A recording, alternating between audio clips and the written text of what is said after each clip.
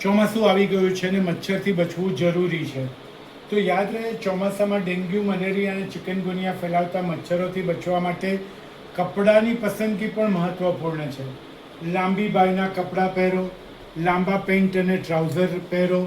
બાળકોના પગ પણ ખુલ્લા ના રહે એ ધ્યાન રાખો. ઢીલા અને આરામદાયક કપડાં વધારે પસંદગી ધરાવતા હોવા જોઈએ. હળવા રંગના કપડાં પહેરો. સોક્સ પહેરેલા રાખો, ખાસ કરીને સાંજના સમયે બહાર જવું હોય તો પણ. બહારના સમયે મચ્છર રિપેલન્ટ ક્રીમ વાપરો, કારણ કે ડેન્ગ્યુ ફેલાવતો ઈડિસ મચ્છર દિવસ દરમિયાન પણ કરડી શકે છે, ખાસ કરીને વહેલી સવારે અને સાંજના સમયે.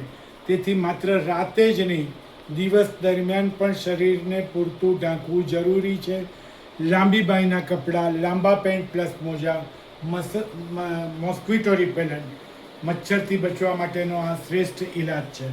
તો હું ડૉક્ટર ઉર્બંધ્રુ, lifestyle disease prevention YouTube channel અને HCG હોસ્પિટલ તરફથી ફરી એકવાર મચ્છરથી બચતા રહેવાની સલાહ આપતા વિરમું છું. નમસ્કાર.